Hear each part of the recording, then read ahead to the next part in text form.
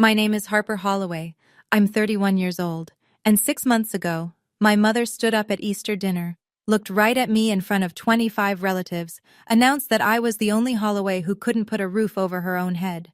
She was wrong, but not in the way you'd expect. My dad nodded along like he always does. My sister laughed and leaned over to me with that pitying smile. "You're jealous, aren't you?"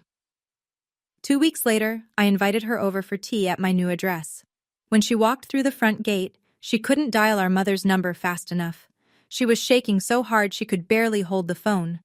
What she said was, "Mom, you have to see this, right now." But that moment was 13 years in the making. Before I take you back to the beginning, please take a moment to like and subscribe, but only if this story earns it. Drop your city and your local time in the comments. I'm curious where you're listening from. Now let me take you back to a Tuesday night in November 2022, the night I found out what my mother actually did with my college fund. My apartment was a studio in Southeast Portland, 540 square feet, one window that rattled when trucks passed, a kitchen faucet that dripped on a 3-second cycle no matter how hard I cranked the handle. I didn't hate it. At 28, I figured this was just the cost of starting from zero. And I do mean zero. I was a cybersecurity analyst at a mid-size firm downtown. My first real title after 4 years of grinding through contract gigs. Salary, $68,000 before taxes. Student loan payment, $1,400 a month. I ate a lot of rice and frozen vegetables. I drove a 2011 Civic with a cracked dash. I kept a spreadsheet on my phone that told me, down to the penny, how much I could spend on groceries each week. That's the life my mother liked to describe to relatives at family dinners, except she made it sound worse. Here's what she didn't describe: the reason I had student loans in the first place. When I was 18, 2 weeks before my freshman year at Oregon State, my mother sat me down at the kitchen table. Her voice was soft, the way it gets when she's delivering bad news she's already rehearsed. "Sweetheart, your college fund, it didn't survive the market. It's gone. I'm so sorry." I cried. She held me. Then she helped me fill out federal loan paperwork the next morning, like it was the most natural thing in the world. Meanwhile, my sister Meredith had bought her first house at 27, 4 bedrooms in Lake Oswego. My mother told everyone the same story. Meredith saved up. She's always been smart with money. That was 3 years before Uncle Frank called me on a Tuesday night and told me the truth. At that point, I still believed my mother about the fund. That changed in a single phone call. Let me paint the picture for you. Thanksgiving. Meredith's house.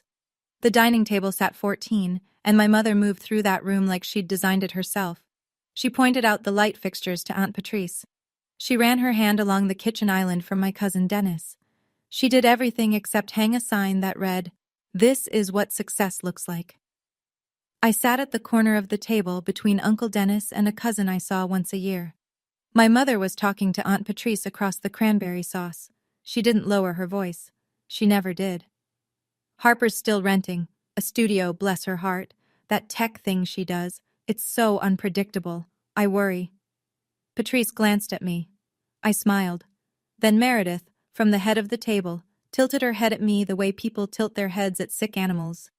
"Hey, Harper, want me to ask around at the brokerage? Real estate is way more stable than whatever you're doing." "I'm fine, Meredith. Just trying to help." My father looked at his plate. He cut his turkey into very small pieces. He didn't say a word. After dinner, I offered to help with dishes. Meredith waved me off. "You're a guest." She said it kindly, but the subtext was clear. This is my kitchen. In my house. Which I own. That night, scrolling through my phone in the car before I drove home, I noticed something. Meredith had created a new family group chat for planning Christmas. Everyone was in it. Everyone except me. When I texted her about it, she replied in 30 seconds. "Oh my God, I totally forgot. Adding you now." She never added me. The call came on a Tuesday in November. I was sitting on the floor of my studio, laptop open, debugging a firewall config for a client presentation the next morning. My phone buzzed. Uncle Frank, he never called. We texted on birthdays, maybe. That was it. I picked up. "Harper?" His voice sounded like he'd been pacing. I've been going back and forth about this for a long time, but I can't carry it anymore. Carry what, Uncle Frank? A long pause. I could hear him breathing. Your mother didn't lose your college fund, sweetheart. She withdrew it. All of it. $42,380. The March you turned 18. I didn't say anything. I was at the bank. I watched her sign the withdrawal form. I told her it was wrong. She told me to mind my own business. Then she didn't speak to me for 2 years. The faucet dripped. 3-second cycle. Drip, drip, drip. The money went straight into her joint account with your father. 2 weeks later, Meredith closed on her down payment. I slid off the couch onto the kitchen floor, cold tile on the backs of my legs. Phone pressed against my ear so hard it hurt. I didn't cry. Something behind my ribs just went quiet, like a pilot light going out. Harper? You there? I'm here. I know this is a lot, but you deserve to know. Yeah. My voice sounded like it belonged to someone else. Yeah, I did. Uncle Frank said one more thing before he hung up. I kept the bank statements, Harper. All of them. You tell me when you're ready. I sat on that floor for a very long time after the line went dead. I didn't sleep that night. I lay on my back staring at a water stain on the ceiling and ran the math.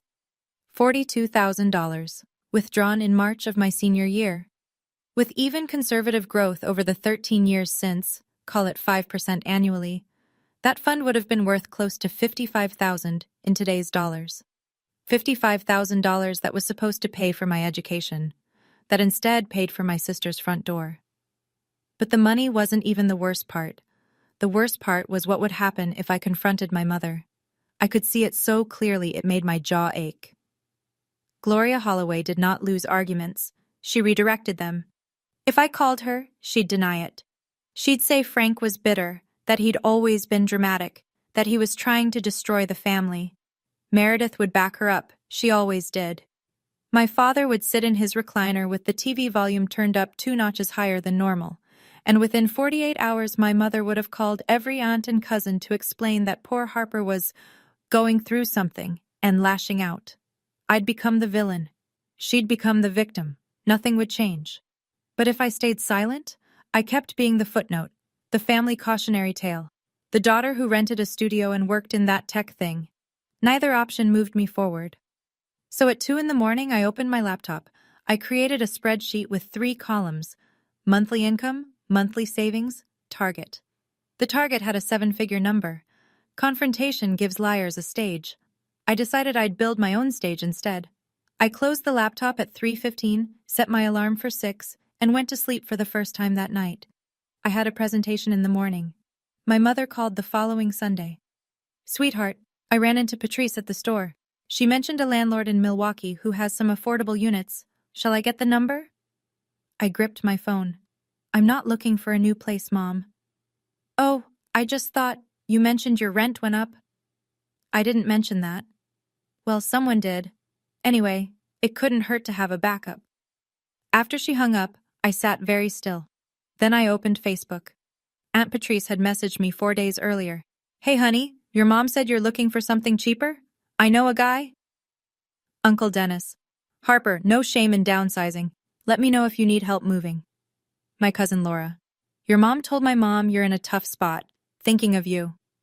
My mother had turned me into a charity case. She'd called every branch of the family tree and told them I was drowning, without ever asking me how I was actually doing.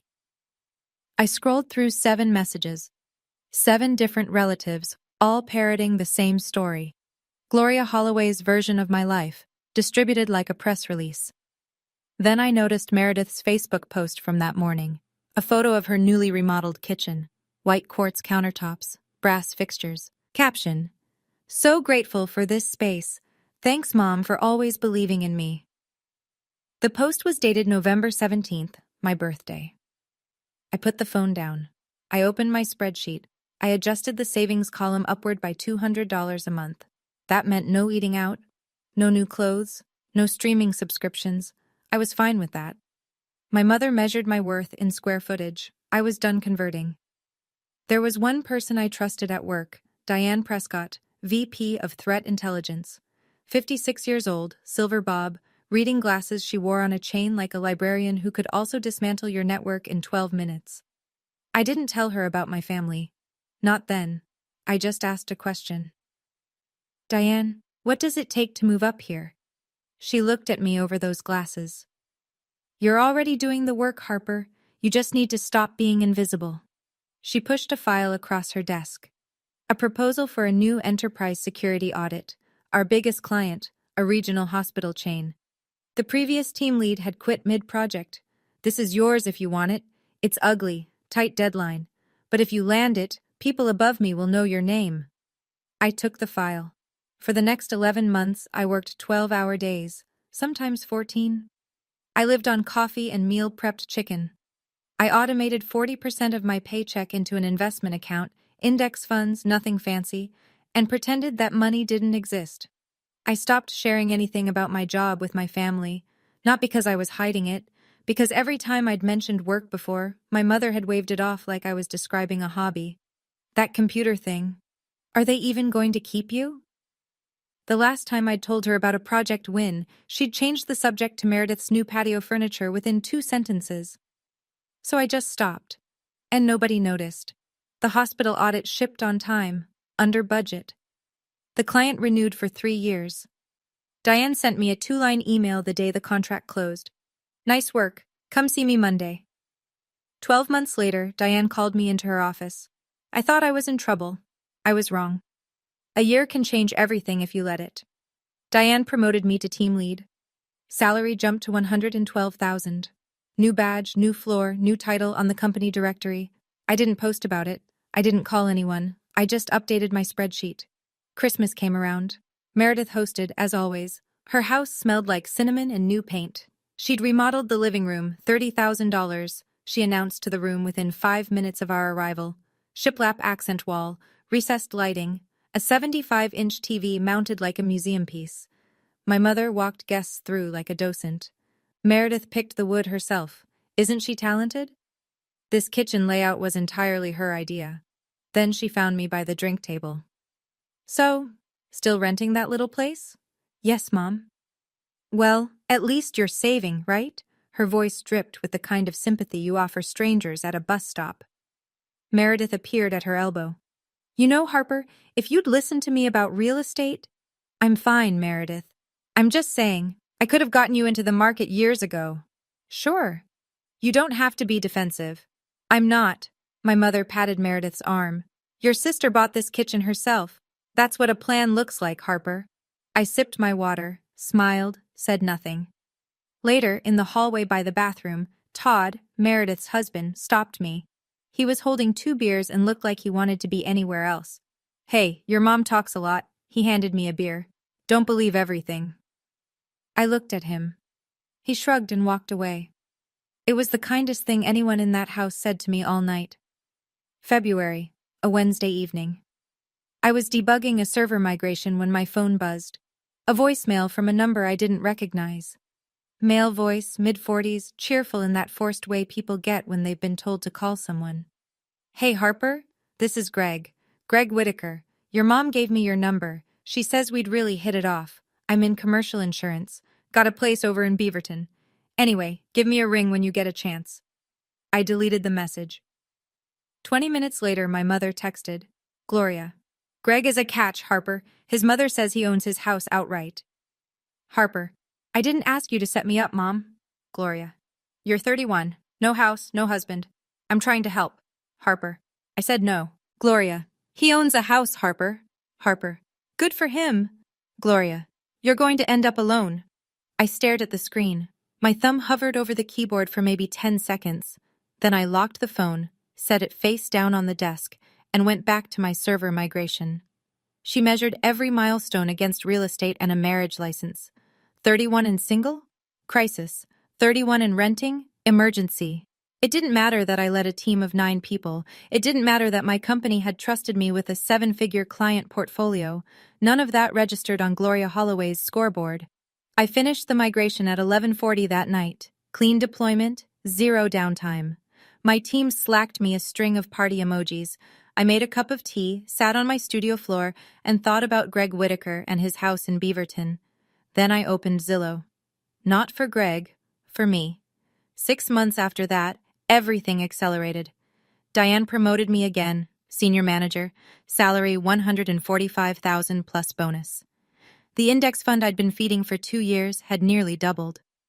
My spreadsheet, the one I'd built at 2 in the morning on that cold November night, finally had numbers that meant something. I started driving through neighborhoods on Saturday mornings. Alone. Coffee in the cup holder. Phone on silent. I didn't tell anyone, not Diane, not Uncle Frank, not a soul. I wasn't looking for a house. I was looking for a feeling. I found it on a hillside in West Hills, 4 bedrooms, a wraparound deck that overlooked a valley of Douglas firs, floor-to-ceiling windows in the living room that turned the sunset into a wall of amber and copper, hardwood floors, stone fireplace, a kitchen island with space for 6 people to sit and nobody to feel like they were at the kids' table. The listing price was $950,000. I ran the numbers twice, called my financial advisor, reviewed my portfolio, then I called the listing agent and made an offer. 3 weeks later, I sat in a title office and signed my name 47 times. They handed me a key and a folder containing the deed. I walked to my car, sat in the driver's seat, held the key in my palm. It was warm from the title agent's hand. I didn't call my mother. I didn't text Meredith. I didn't post anything. I just drove to my new house, unlocked the front door, and stood in the empty living room while the last bit of daylight slid down the far wall. I had the key. I had the deed. What I didn't have was a reason to tell my family. Not yet. I moved in on a Saturday in early January. No moving truck, no fanfare. Just my Civic packed tight with whatever mattered: clothes, laptop, a box of books, a cast iron skillet that had survived 4 apartments. The house was empty and enormous. My footsteps echoed off the oak floors. Sunlight came through the wall of glass in the living room and through long rectangles across the bare floor. Outside, Doug firs swayed in a breeze that smelled like rain and cold earth. I bought furniture slowly. A couch first, gray, deep-cushioned, big enough to disappear into. Then a bed frame. A kitchen table I found at an estate sale in Selwood, solid maple, slightly scarred. I liked the scars. They made it feel earned. One weekend, I painted the living room wall behind the fireplace, warm white. It took 2 coats and most of a Sunday. My arms ached. I didn't mind. The only person I invited over was Diane.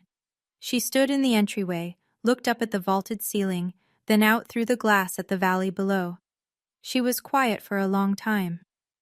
"This is stunning, Harper. Does your family know?" "Not yet." She studied my face. "You're not punishing them by hiding this. You're protecting yourself." "Maybe." I poured her a glass of wine. "Or maybe I just don't want to hand them another thing to ruin." That night, after Diane left, I unpacked a file box I'd been avoiding. On top was the deed to the house. Beneath it was a folded document in a manila envelope, the one Uncle Frank had mailed me the week before. I looked at it. Then I put both documents in the top drawer of my desk. There was a second document in that drawer. I wasn't ready to look at it yet. In March, Meredith's daughter Lily turned 4. Birthday party at Meredith's house. The whole family crammed into the backyard under a rented canopy. I brought a stuffed elephant and a card with a 20 inside. Lily hugged my leg and ran off. That part was good. Then my mother introduced me to her new book club friends who'd come for the party. "This is Harper, my youngest." She put her hand on my shoulder.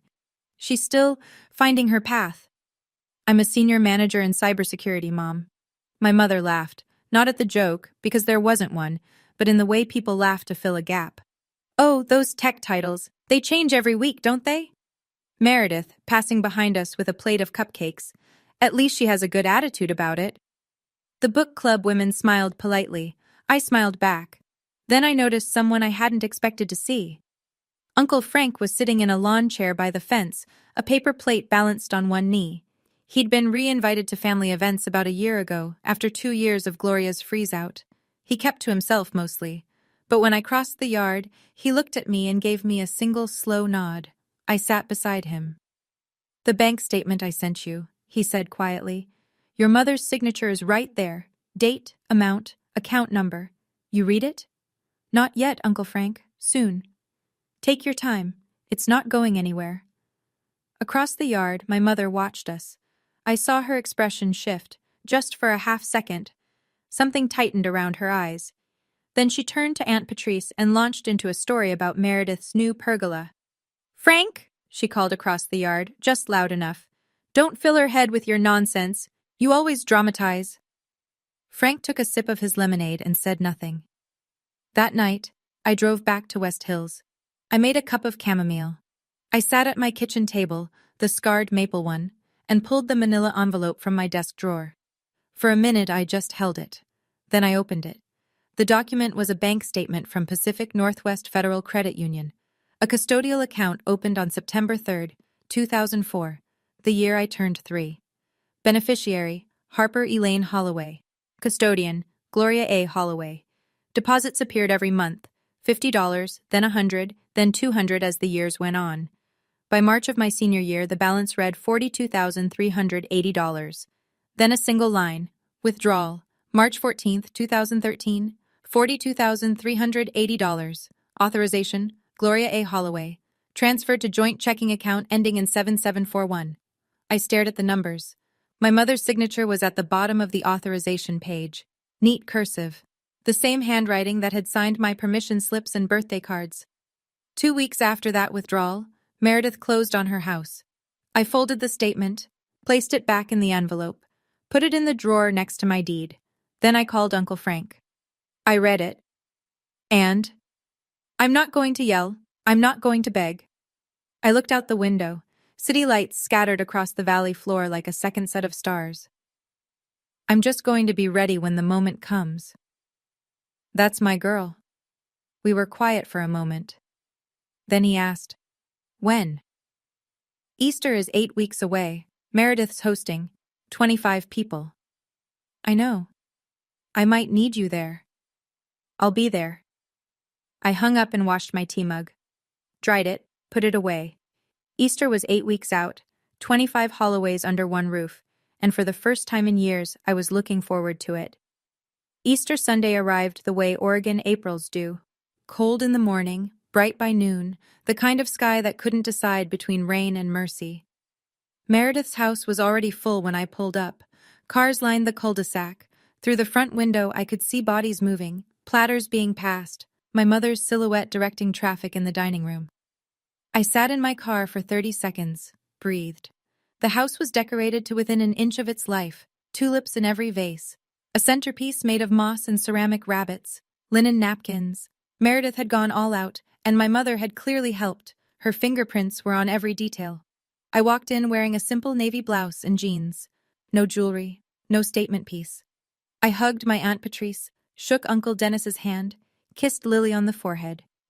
My mother found me within 3 minutes. Harper, you look thin. Are you eating? Hi, Mom. Happy Easter. Doesn't she look thin? This to Patrice, who nodded diplomatically. I poured myself a glass of sparkling water and stood near the kitchen island while my mother gave tours. Meredith just had the living room repainted, Pharaoh and Ball. She picked the shade herself. Those floors are original oak. Meredith had them refinished. The deck extension was Meredith's idea. Every sentence was a ribbon tied around Meredith's life, presented to the audience for applause. Todd appeared beside me with a plate of deviled eggs. Brace yourself, he said under his breath. Your mom's in performance mode. I took an egg. I know. She's been rehearsing the toast since Thursday. I looked at him. Toast? Todd winced slightly. You'll see. I didn't need to brace. I'd already decided what I was going to do after dinner. Not during, after. After the meal, everyone drifted into the living room. Kids on the floor, adults in chairs. My mother stood in the center, wineglass raised, glowing like a woman who had rehearsed this exact moment in her bathroom mirror. I just want to say a few words. She looked around the room. Meredith, thank you for hosting, for opening your beautiful home to all of us. She swept her hand wide. This house, this life you've built, this is what hard work looks like. The room applauded. My mother smiled. Then she turned to me. And Harper, honey? Her voice dropped into that register. The soft one. The one that sounds like compassion, but cuts like a credit check. We're all rooting for you. One day, you'll get there. A few people laughed, short, uncomfortable. My cousin Laura looked at her shoes. Uncle Dennis coughed. Meredith leaned toward me from the next chair, close enough that 5 or 6 people could hear. There's no shame in renting, Harper. We all start somewhere. The pity in her voice could have filled a swimming pool. Then Aunt Patrice, sweet Patrice, who meant well and understood nothing, reached over and touched my arm. Gloria told me you're looking for a cheaper place? I know a wonderful landlord in Milwaukee. The room got quieter. Heads turned. My mother had told everyone. Every single person in this room believed I was struggling, downsizing, barely scraping by. She'd built that narrative so carefully over so many years that it was now the only version of me any of them had ever known. I'm not looking for a cheaper place, Patrice. Oh, honey, there's no shame in asking for help. I didn't ask. My mother's chin lifted. Your pride will be your downfall, Harper. I set my glass down. I didn't say another word. Not yet. It happened in the hallway 10 minutes after the toast. Meredith caught me as I was heading toward the coat closet. She positioned herself between me and the front door, arms crossed, head tilted. 5 or 6 people lingered within earshot. Patrice, Dennis, cousin Laura, Todd. Honestly, Harper, Meredith's voice was half whisper, half performance. Are you jealous? It's okay to admit it. Jealous of what, Meredith? She waved her hand in a slow circle. The house, the life, the fixed-rate mortgage and the shiplap accent wall and the $30,000 kitchen. Of this. I worked for this. I looked at her, held her gaze for 3 full seconds. The hallway was very quiet. I'm sure you did. Something flickered across her face. What's that supposed to mean?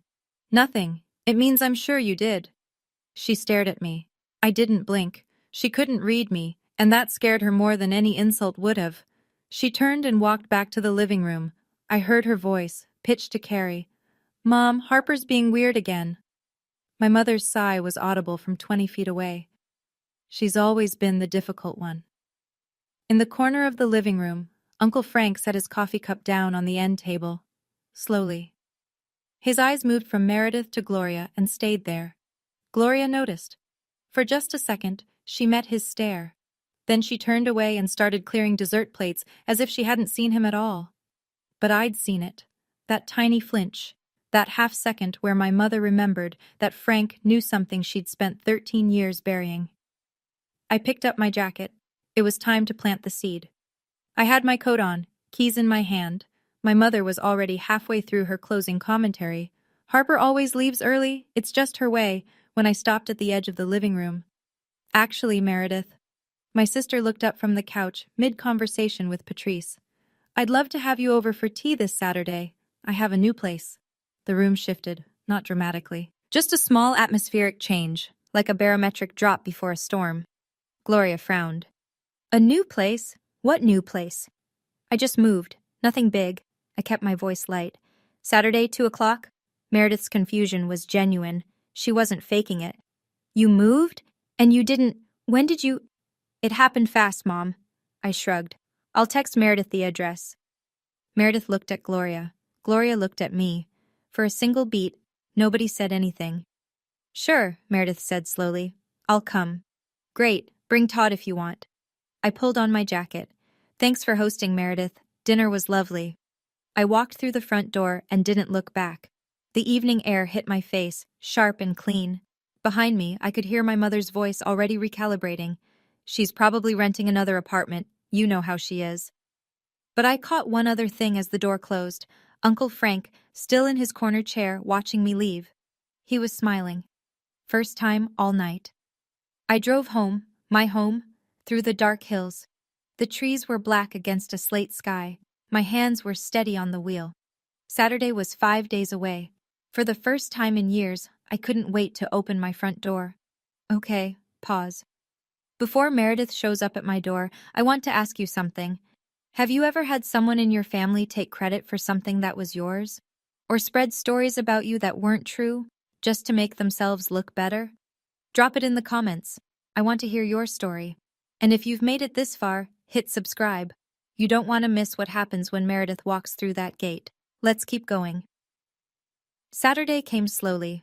I spent the morning cleaning, not because the house was dirty, but because I needed something to do with my hands. I vacuumed the already clean hardwood. I wiped down the granite island even though no one had used it. I arranged 2 ceramic mugs on the counter, side by side. Then I baked scones, lemon and blueberry.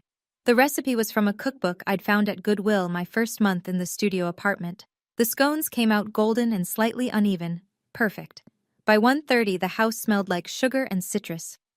Afternoon light poured through the living room glass and turned the oak floor into something honeyed. The valley spread out below the deck in layers of green and gray. I changed into a cream sweater and jeans. No makeup beyond what I usually wore. No heels. This wasn't a performance. The house would do the talking. At 1:45, my phone buzzed. Meredith. OMW. What's the address again? I sent it. Meredith. Wait, West Hills? That's a nice area. Are you house-sitting LOL? I didn't reply. I put the phone on the kitchen counter, poured hot water into a teapot, and set it on the table next to the scones. 2 chairs, 2 napkins. Simple. Then I sat in the living room and looked out the window. The firs were swaying in a light wind. Somewhere far below, a car horn sounded and faded. My hands weren't shaking. For the first time in years, they were perfectly still. I heard gravel crunch in the driveway at exactly 2:03. I stood up, smoothed my sweater, and walked to the front door. Meredith's SUV sat in the driveway, engines still running. I could see her through the windshield. She wasn't moving. She was staring at the house the way you stare at something that doesn't match the picture in your head. She turned off the engine, got out, stood on the driveway with her purse hanging from one hand and her mouth slightly open. I opened the front door. Hey, come on in, tea's ready. She walked up the stone path. Her heels clicked on the pavers. She stopped in the entryway and looked up. Vaulted ceiling, the staircase with its iron railing, the living room visible through the archway, the wall of glass, the valley. She turned in a slow circle. Her hand went to her mouth. This is your place? Yes. You bought this? I did. She walked into the kitchen, touched the granite island, opened a cabinet, closed it, walked to the glass wall and stood there, staring at the view. Harper. Her voice was smaller now. How?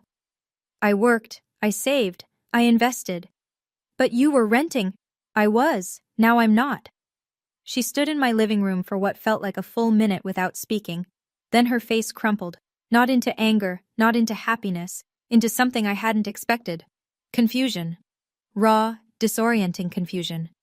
She pulled out her phone. Her fingers were shaking. She hit dial, pressed the phone to her ear, waited 1 ring, 2. Mom, her voice cracked. Mom, you need to come here, right now. You have to see this, right now. I heard Gloria's voice through the speaker, tinny and alarmed. What?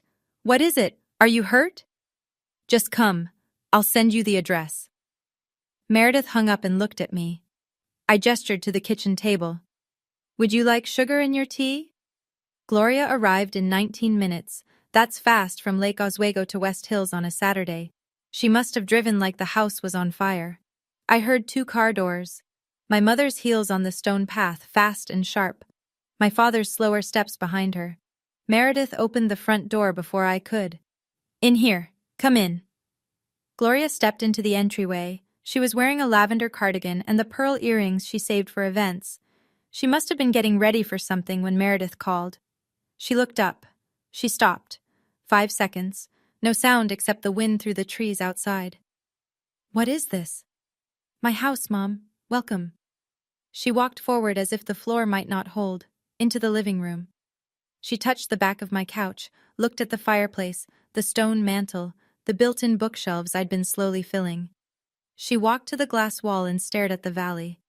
But you never said... Her voice was thin. How could you afford...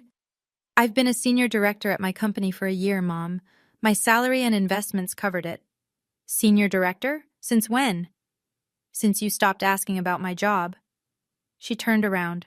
Her face was the color of paper. Richard stood in the doorway. He hadn't moved past the threshold. His eyes were red. His chin was trembling. I'm proud of you, Harper. His voice barely held together. It was the first time he'd said those words to me in my adult life. Gloria spun toward him. Did you know about this? No, I didn't. Then my father did something I'd never seen before. He walked across the room and put his arms around me. Gloria stood 3 feet away, outside the embrace, face white, hands at her sides. My father held me for a long time. He smelled like sawdust and Old Spice. Same as when I was 10, same as always. His hands shook against my back. When he let go, the room had shifted. Meredith was sitting on the edge of the couch, knees pressed together, staring at the floor. Gloria hadn't moved from her spot by the window. And then Meredith said the thing that cracked the dam. I don't understand. She looked up at me. How did you save enough? You had student loans, massive ones. Yes, I did. I mean, neither of us had a college fund. Mom said both funds were lost in the— Yours wasn't lost, Meredith. The room went airless. My sister blinked. What?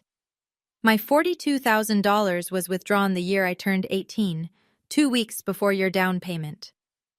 Meredith's mouth opened, closed, opened again. That's not— She turned to Gloria. Mom? My mother's jaw was tight. Her fingers had found the hem of her cardigan and were twisting it. That's ridiculous. Who told you that nonsense? Someone who was there. Frank.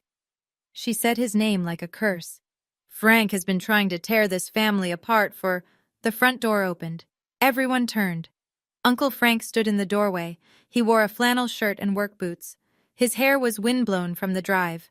In his right hand, he held a plain white envelope. He looked at Gloria. She looked at the envelope. For the first time in my life, I saw my mother completely, utterly silent. Hey, everyone. Frank stepped inside and wiped his boots on the mat. Sorry I'm late. Traffic on 26 was a mess. He walked over and placed the envelope gently on the kitchen table between the teapot and the scones. Nobody touched the envelope for what felt like a very long time. Then I picked it up, unsealed the flap, pulled out the bank statement and laid it flat on the table. Pacific Northwest Federal Credit Union, I said. My voice was even. Custodial account opened September 2004. Beneficiary, Harper Elaine Holloway. Custodian, Gloria A. Holloway. I pointed to the bottom of the page. March 14th, $42,380. Full withdrawal. Signed, Gloria Holloway. I slid my finger to the next line. Transferred to joint checking account, ending in 7741. I looked at Meredith. 2 weeks later, your down payment cleared. Meredith stood up, walked to the table, picked up the statement with both hands and read it. Her lips moved slightly as her eyes tracked the numbers. Mom. Her voice was very small. You told me this was your savings. You told me you and Dad set aside money. Gloria's face had gone from white to red. Frank, you had no right to keep that. I had every right. Frank's voice was calm, unshakable. She's my niece, and you lied to her face for 13 years. It was family money. I had the right to allocate. It was in my name, Mom. I said it quietly, but the room heard it. A custodial account for my education, not Meredith's down payment. Richard was sitting now. He'd found a chair by the wall. His head was in his hands. Gloria. His voice came out raw. You told me the fund performed badly. You showed me a statement. Frank shook his head. She showed you a different statement, Rich. The real one is right there on the table. Everything I did was for this family, Gloria said. No, Mom. I met her eyes. It was for Meredith. Meredith put the bank statement down. She pressed her palms flat against the table and stared at the grain of the wood. Mom. She didn't look up. You told me it was your savings. You told me Harper's fund was gone. I did what was best. Gloria's voice had shifted. Higher, faster, defensive. Meredith, you needed a house. You were getting married. Harper was always... She was always fine on her own. Fine on my own because I had no choice, I said. Meredith looked at me. Her mascara was starting to smudge. I didn't know, Harper. I swear I didn't know. You didn't ask. I kept my voice steady. That's not the same as not knowing. She flinched. It was slight, a tightening around the eyes, a small inward breath. But it was real. She knew I was right. Todd had been standing in the kitchen doorway the entire time, arms at his sides. He'd come with Meredith. He'd heard everything. He looked at his wife. Mare, we need to talk about this at home. Todd, please. Your sister built this house. He looked around the room. By herself, while your mother told everyone she was broke. Think about that. Meredith pressed her fingers against her eyelids. She was crying now, quietly, the way people cry when the tears have been waiting a long time. Richard finally lifted his head. His voice was barely above a whisper. Gloria, you told me the fund performed badly. I saw a statement. It showed losses. Frank crossed his arms. She showed you a manufactured summary, Rich. The real account record, the one from the credit union, has her signature on the withdrawal. It's not ambiguous. Richard looked at his wife of 36 years. She looked at the floor. He didn't say anything else. He didn't need to. My mother tried one more time. Harper. She straightened her spine, found her voice, the one she used at PTA meetings, at holiday tables, at every occasion where she needed to be the authority in the room. After everything I've done for you, I raised you, I fed you, I kept this family together.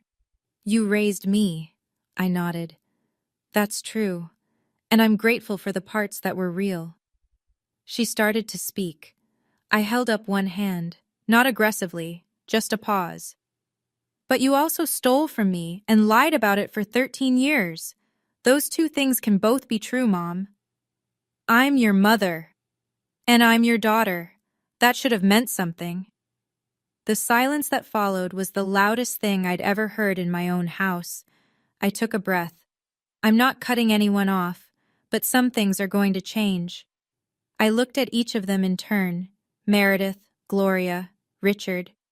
You don't get to tell people I'm struggling when I'm not. You don't get to define my life to the family. You don't get to rewrite my story so yours sounds better. Gloria's mouth opened. Nothing came out. And if you want to be in this house, I paused. You come as a guest, not as a narrator. The teapot was still warm on the table. The scones sat untouched on their plate. I'm not asking for the money back, I said. I don't need it. I built this without it. But I am asking you to stop lying about who I am.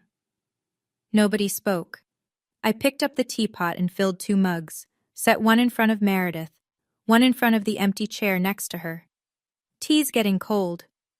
Gloria, for the first time in my memory, had absolutely nothing to say. If you've ever had to set a boundary with someone who raised you, and I know that's one of the hardest things a person can do, drop A in the comments. And if this story is hitting close to home, share it with someone who needs to hear it today. Sometimes knowing you're not alone makes all the difference. Let's keep going. There's more. The fallout was fast. By Sunday night, the story had spread through the entire family, like water through a crack in the foundation. Todd told his sister. His sister told her husband. Meredith, whether she meant to or not, confirmed the details to Aunt Patrice on the phone that evening. And once Patrice knew, it might as well have been printed in the newspaper. My phone started ringing Monday morning. Patrice. Gloria told us you were broke. We had no idea, Harper. All these years we thought, we just believed her. Uncle Dennis. Kid, why didn't you ever say something? Would you have believed me over her? The silence on the other end was its own answer. Cousin Laura sent a text. I feel sick. I'm sorry for every time I offered you help you didn't need. Over the next week, relatives started calling Gloria. Not to comfort her, to ask questions, hard ones. The kind she couldn't redirect with a laugh or a wave of her hand. Gloria's response was predictable. She blamed Frank. He's always been jealous of our family. He's trying to destroy everything I've built. But there was a bank statement on a kitchen table in West Hills with her signature at the bottom. You can't talk your way around ink on paper. One by one, the calls to Gloria stopped. Not with dramatic confrontations, just silence. Patrice didn't invite her to book club that month. Dennis didn't ask her to organize the 4th of July cookout. Cousin Laura removed Gloria from the family group chat, the one I'd never been added to. My mother lost the one thing she valued more than money, the narrative. For 13 years, she had been the author of every Holloway story. Now the family was reading a different version, and they believed it, because it was true. Meredith called 3 days later. I was on my deck, watching a red-tailed hawk ride a thermal above the valley. My phone buzzed. I let it ring twice before I answered. Harper? Her voice was smaller than I'd ever heard it. I keep thinking about that bank statement. Okay. I should have asked where the money came from. I was 23 and I wanted the house so badly. Todd and I were getting married and Mom said she'd been saving for years and She trailed off. I didn't want to look too closely. I know. I'm sorry, Harper. I'm really, really sorry. Thank you. That matters. There was a pause. I could hear her breathing, uneven, the kind of breathing that comes between rounds of crying. Todd and I talked, a lot. He said, I've been treating you the way Mom taught me to. He's right. I see that now. Meredith, I don't need you to be perfect. I just need you to be honest. She made a sound that was half laugh, half sob. That's the scariest part. We sat in silence for a moment. Not the uncomfortable kind.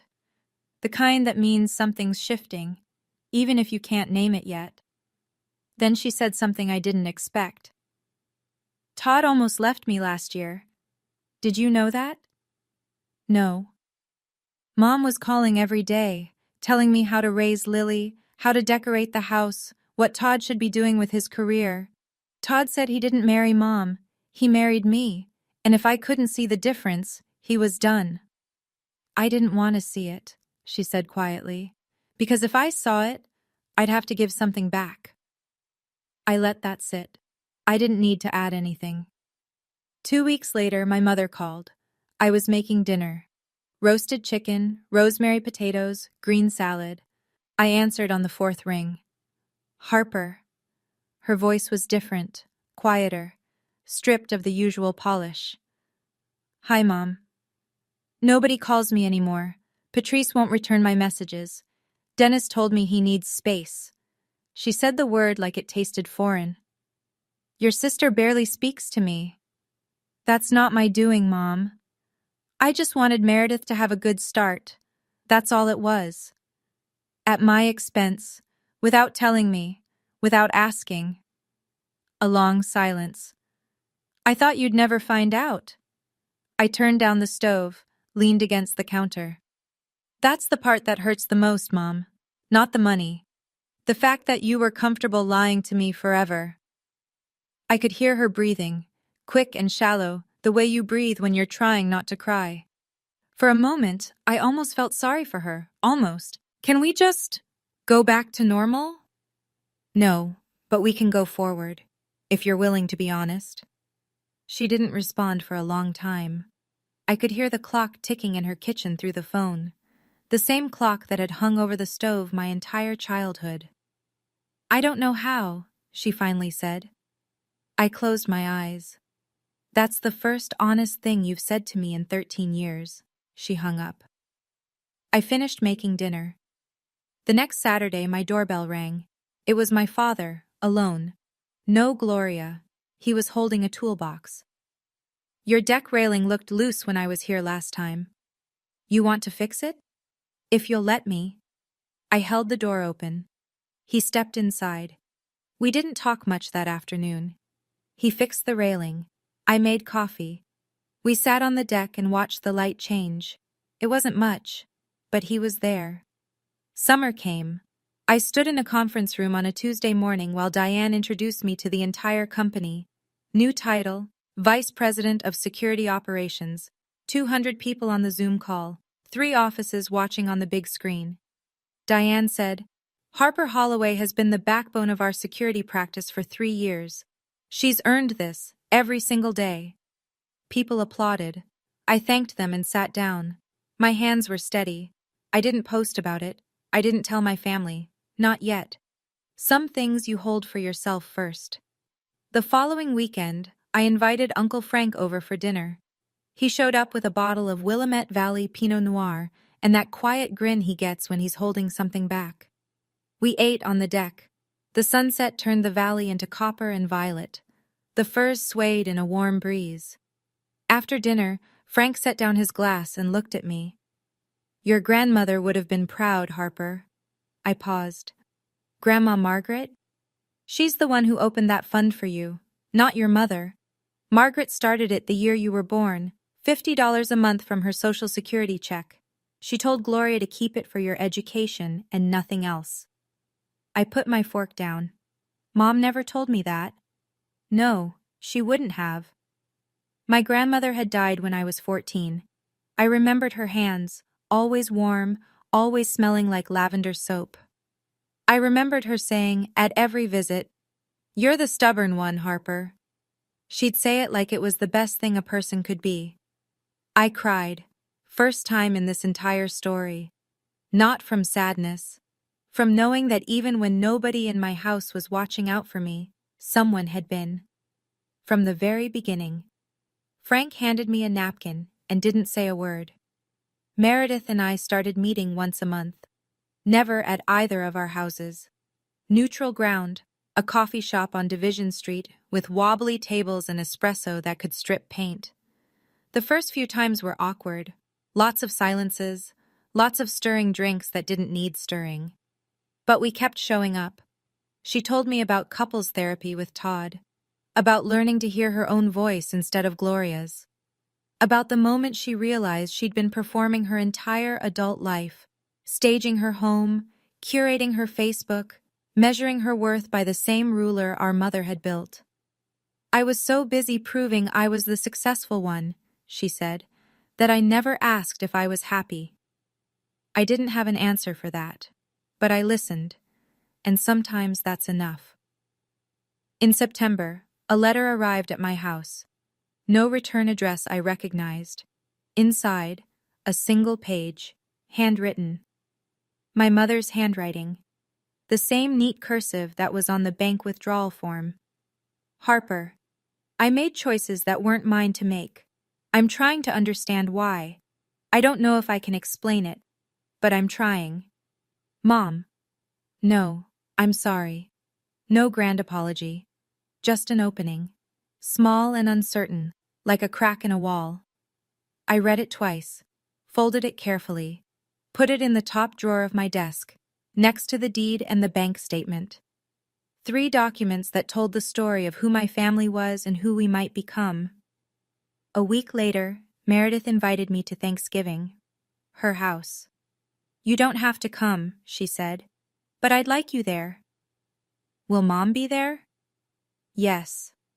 I thought about it for exactly 1 day. I'll come, but I'm driving myself, and I'll leave when I'm ready. That's fair. It was. For the first time, it actually was.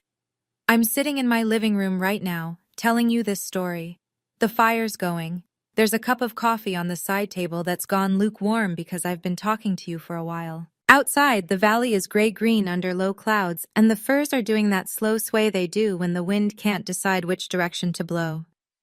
My mother measured success in square footage. My sister measured it in comparison. My father measured it by keeping the peace, which, it turns out, isn't the same as keeping anyone safe. And me? For a long time, I measured it in silence, the kind of silence that builds things nobody sees coming. I don't hate my mother. Hate is heavy, and I've been carrying enough. I don't hate Meredith either. She's trying, clumsily, imperfectly, and that counts. What I stopped doing was waiting for them to see me, waiting for them to give me permission to be proud of what I'd built, waiting for the version of my mother who would look at my life and say, I was wrong. I built something they couldn't ignore, not to punish them, not to prove them wrong, but because I deserved a life that wasn't written by someone else. If you're in a family where your worth gets measured by someone else's ruler, put the ruler down. You don't have to break it. You don't have to throw it away. Just put it down and pick up your own. The front door to my house has a deadbolt that I paid for, on a door that I chose, in a home that I earned. But the best part isn't the house. The best part is that I'm the one who decides who gets the key. 3 things I learned the hard way. 1. Silence isn't weakness. Sometimes it's strategy.